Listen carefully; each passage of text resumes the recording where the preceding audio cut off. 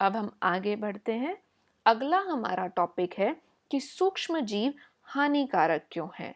अभी हमने पढ़ा था कि सूक्ष्म जीव हमारे मित्र क्यों हैं। अब हम पढ़ेंगे कि सूक्ष्म जीव हमारे लिए हानिकारक क्यों हैं, वो हमारे शत्रु क्यों हैं। तो पहला पॉइंट है कि सूक्ष्म जीव बीमारी फैलाते हैं। जो सूक्ष्म जीव बीमारी फैलाते हैं उन्हें हम रोगाणु कहते हैं। ये बात समझ आई आप सभी को। अगर आपसे पूछा जाए कि रोगाणु क्या हैं, तो आपको लिखना होगा वह सूक्ष्म जीव जो बीमारी फैलाते हैं उन्हें रोगाणु कहते हैं। आइए अब हम जानते हैं कि ये बीमारी फैलाते कैसे हैं। मान लीजिए एक संक्रमित व्यक्ति है। संक्रमित व्यक्ति मतलब जिसको कोई भी बीमारी है, तो उसके अंदर उसके शरीर में जो भी रोगाणु हैं वो एक स्वस्थ व्यक्ति तक ट्रांसफर हो जाएंगे। ठीक है। और जब ये एक व्यक्ति तक ट्रांसफर हो जाते हैं तो इसे हम कहते हैं संचरणीय रोग। तो बच्चों, संचरणीय रोग क्या होते हैं? संचरणीय रोग वह रोग हैं जो एक संक्रमित व्यक्ति से एक स्वस्थ व्यक्ति तक पहुंच जाएं। अब वो पहुंचेंगे, वो पहुंचते हैं वायु के द्वारा, जल के द्वारा, भोजन के द्वारा और कायिक संपर्क के द्वारा। उदाहरण है हैजा, खांसी, सर्दी जुकाम, चिकन पॉक्स और क्षय। क्षय मतलब होता है बच्चे टीबी। आप सभी को आपकी टीचर्स कहते होंगे कि आपको अच्छे से बार बार हाथ धोने चाहिए। क्या आपने सोचा है क्यों धोने चाहिए? मान लीजिए किसी बच्चे को आपकी क्लास में जुकाम है या फिर खांसी है और वो छींकता है, तो वो जो छोटी छोटी बूंदें हैं वो उसके हाथ पे लग गई हैं। अब वो अपना हाथ अगर कहीं और रखेगा या फिर आपसे हाथ मिलाएगा तो वो जो छोटे छोटे कण हैं वो आप तक ट्रांसफर हो जाएंगे। तो ऐसे ये बीमारियां एक जीव से दूसरे जीव में फैलती चली जाती हैं। इसलिए आपको अपने हाथ अच्छे से धोने चाहिए और जब भी छींक आए या खांसी आए तो आपको अपनी नाक को एक रुमाल से ज़रूर ढक के रखना चाहिए। आगे बढ़ते हैं। अभी हमने पढ़ा कि कैसे एक इंसान से दूसरे इंसान तक बीमारियां फैलती हैं, वायु द्वारा, जल द्वारा, भोजन द्वारा और कायिक संपर्क द्वारा। लेकिन बच्चों, कुछ ऐसे भी रोगाणु हैं जो एक जगह से दूसरी जगह पहुंचने के लिए रोगवाहक का इस्तेमाल करते हैं। तो ऐसे ही कुछ रोगवाहक हैं घरेलू मक्खी। घरेलू मक्खी क्या करती है? कूड़े पे बैठ जाती है एंड देन वो कुछ देर बाद हमारे खाने पे बैठ जाती है। आप देख सकते हैं इस स्लाइड में भी दिखाया गया है कैसे ये मक्खी कूड़े पे बैठने के बाद इस खाने की चीज पर बैठ गई और अगर हम इसको खाएंगे तो हम बीमार हो जाएंगे। तो घरेलू मक्खी एक प्रकार का रोग वाहक है। दूसरा पॉइंट है बेटा मादा एनोफिलीज मच्छर। ये एक प्रकार का मच्छर है जो कि मलेरिया जैसी घातक बीमारी को फैलाता है। तीसरा है मादा एडीज मच्छर। मादा एडीज मच्छर क्या करता है? डेंगू फैलाता है। ये एग्जाम के पॉइंट ऑफ व्यू से बहुत इम्पोर्टेंट है। बच्चे कंफ्यूज हो जाते हैं कि कौन सा मच्छर कौन सी बीमारी फैलाता है। तो प्लीज़ आप बच्चे यहाँ पे नोट करें कि मादा एनोफिलीज मच्छर मलेरिया फैलाता है और मादा एडीज मच्छर डेंगू फैलाता है। चलिए अब हम आगे बढ़ते हैं। नेक्स्ट टॉपिक आता है बेटा कि सूक्ष्म जीव द्वारा होने वाले कौन कौन से रोग हैं। आप इस टेबल में देख सकते हैं क्षय रोग मतलब कि टीबी, ये जीवाणु के कारण होती है। और कैसे होती है? वायु के द्वारा। किसके द्वारा? वायु के द्वारा। ऐसे ही खसरा जिसे हम मीजल्स कहते हैं, ये वायरस के द्वारा होती है। वायरस को बच्चों हम विषाणु भी बोलते हैं। ये भी वायु के द्वारा ही फैलेगी। फिर आती है चिकन पॉक्स। चिकन पॉक्स भी वायरस के द्वारा होती है। पोलियो भी वायरस के द्वारा होती है बच्चों। लेकिन ये कैसे फैलता है? हवा से और पानी से। नेक्स्ट है हेजा। हेजा जीवाणु के कारण होती है। टाइफाइड जीवाणु के कारण होती है। हेपेटाइटिस ए वायरस के कारण होती है। और मलेरिया प्रोटोजोआ के कारण होता है। अभी हमने पढ़ा था कि मलेरिया मादा एनोफिलीज मच्छर के कारण होता है। इनके बचाव के तरीके भी दिए गए हैं, आप सभी ने पढ़ा होगा। अगर हमें मलेरिया से बचना है तो अपने आसपास हमें घरों में पानी नहीं भरने देना है, मच्छरदानी का प्रयोग करना है। जहाँ भी पानी भरा हो उन्हें खाली करो, कीटनाशक का छिड़काव करो ताकि वहाँ पे मच्छर जनन ना कर सके। अब आगे हम पढ़ते हैं कि सूक्ष्म जीव पौधों में कैसे बीमारियां उत्पन्न करते हैं। तो बेटा, एक बीमारी होती है नींबू कैंकर। ये किसके कारण होती है? जीवाणु के कारण। और कैसे होती है? वायु से।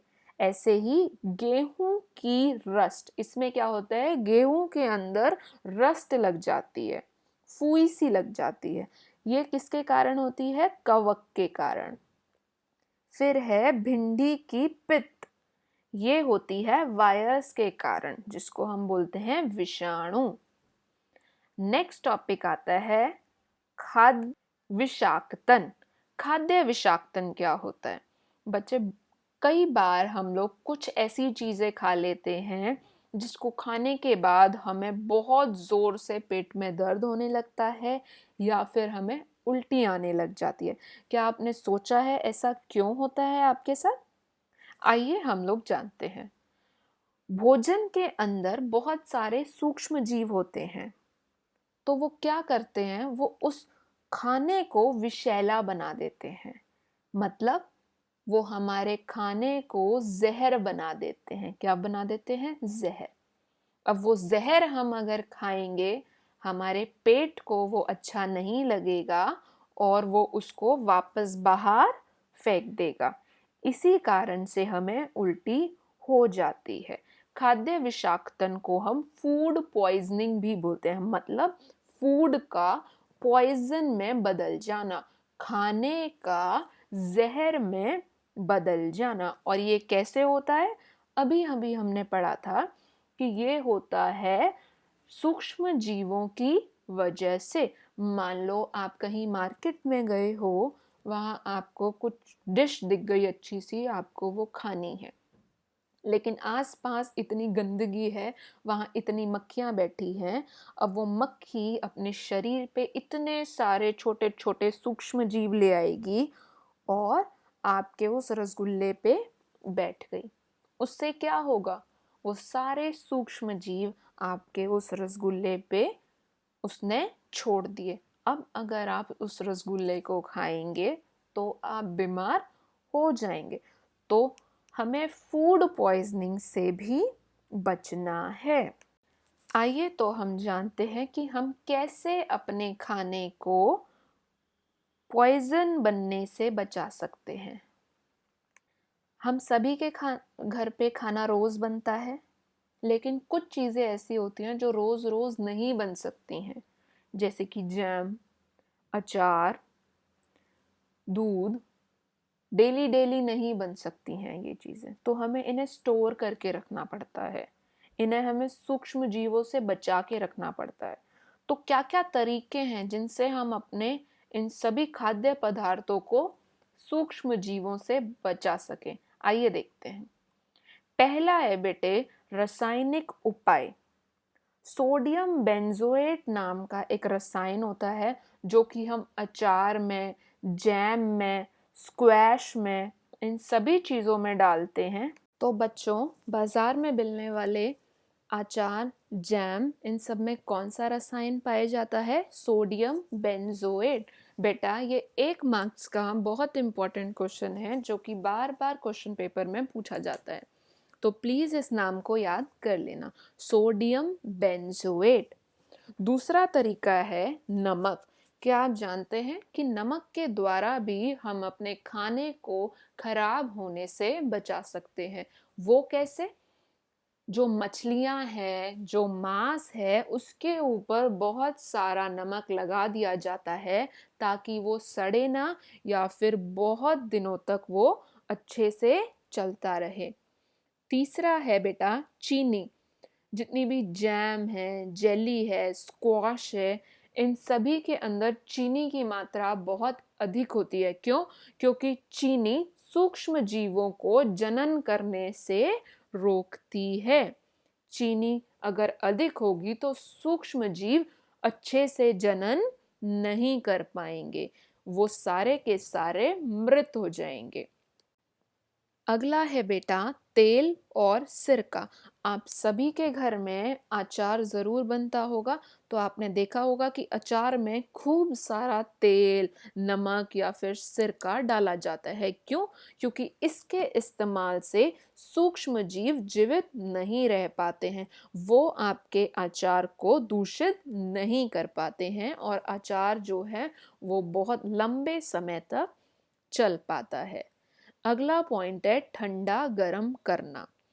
आपने अपने घरों में देखा होगा कि जब भी खाना बच जाता है और उसको हम अगर बाहर ऐसे ही रख दें तो वो थोड़ी देर बाद सड़ जाता है, उसमें से बदबू आने लगती है। लेकिन अगर हम उस खाने को फ्रिज में रख देते हैं तो वो 1-2 दिन तक आराम से चल जाता है। तो अगर हम चीज़ों को ठंडा करें या फिर गर्म करें तो भी उनके अंदर जो सूक्ष्म जीव हैं वो मर जाते हैं। आइए अब हम आगे बढ़ते हैं। अब हम पढ़ेंगे पॉस्चराइजेशन के बारे में। पॉस्चराइजेशन को हम पॉस्चरीकरण भी बोलते हैं। अब जानते हैं पॉस्चरीकरण होता क्या है। बच्चों, दूध को 70 डिग्री सेल्सियस पर हम 15 से 30 सेकंड के लिए गर्म करेंगे। क्या करेंगे?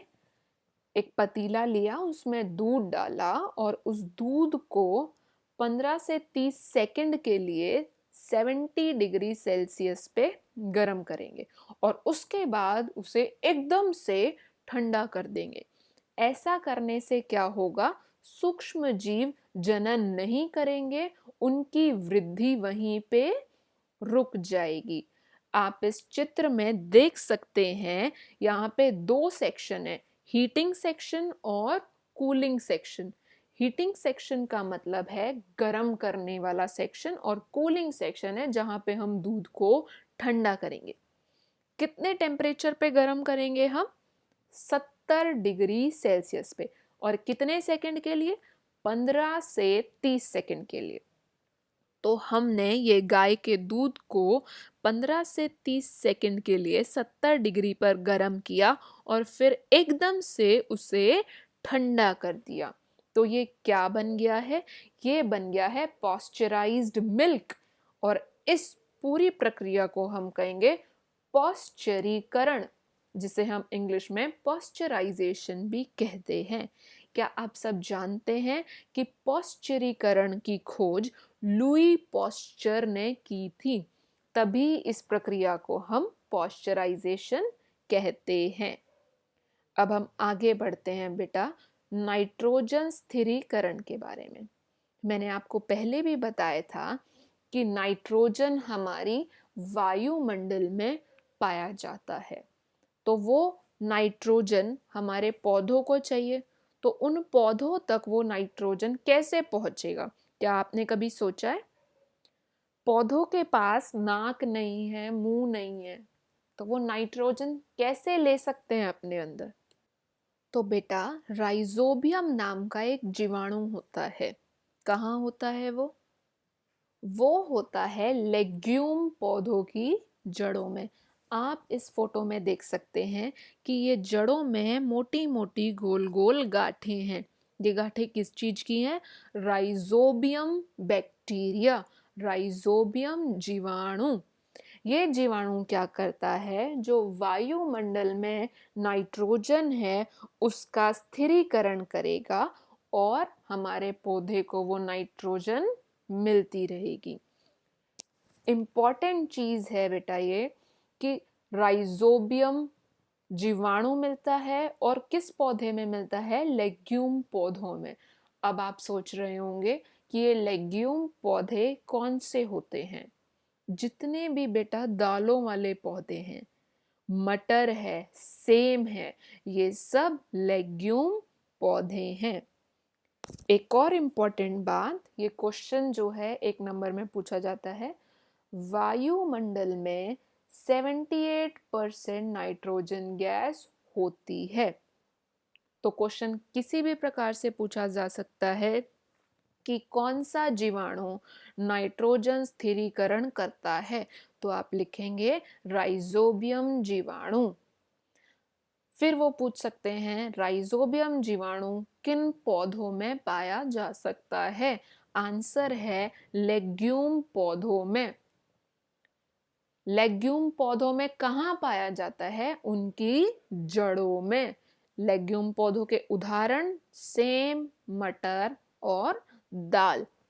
और लास्ट क्वेश्चन आता है कि नाइट्रोजन गैस कितने प्रतिशत पाई जाती है हमारे वायुमंडल में? आंसर है 78%। अब आज का हमारा लास्ट टॉपिक है नाइट्रोजन चक्र। नाइट्रोजन चक्र को हम इस डायग्राम की मदद से अच्छे से समझ पाएंगे। ये डायग्राम आप सभी की एनसीईआरटी बुक्स में भी दे रखा है। बेटा अभी मैंने आपको बताया था कि पौधे और जंतु वायुमंडलीय नाइट्रोजन का उपयोग सीधे नहीं कर सकते हैं। तो कैसे कर सकते हैं? मिट्टी में उपस्थित जीवाणु व नीले हरे शैवाल वायुमंडलीय नाइट्रोजन का स्थिरीकरण करके नाइट्रोजन यौगिक में परिवर्तित कर देते हैं। उसके बाद पौधे इसका उपयोग मिट्टी में से जड़ तंत्र द्वारा कर पाते हैं। अब वो जो नाइट्रोजन है वो वायुमंडल से पौधे की जड़ के द्वारा पौधे में चली गई। तो अब वो नाइट्रोजन पौधों द्वारा अवशोषण होगी। कैसे होगी? अब जितने भी जंतु हैं या हम जो मनुष्य हैं वो उन पौधों को खाएंगे तो वो हम मनुष्य के अंदर आ गया और फिर उत्सर्जन एवं जीवों की मृत्यु के द्वारा जो नाइट्रोजन के अपशिष्ट हैं वो वापस से मिट्टी में आकर मिल जाएंगे। मिट्टी में मिलने के बाद वो पौधों द्वारा फिर से उपयोग होता है।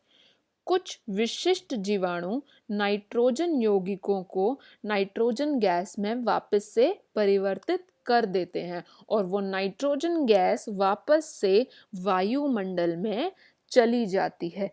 इस तरीके से नाइट्रोजन गैस की मात्रा लगभग स्थिर रहती है, ना वो कम होती है ना वो बढ़ती है। इसी के साथ हमारा आज का ये चैप्टर यहीं पे खत्म होता है। आई होप आप सभी को ये चैप्टर बहुत अच्छे से समझ आया होगा। अगर आपको किसी भी टॉपिक में कोई प्रॉब्लम है तो आप कमेंट कर सकते हैं और मुझसे वो डिस्कस कर सकते हैं। Thank you everyone.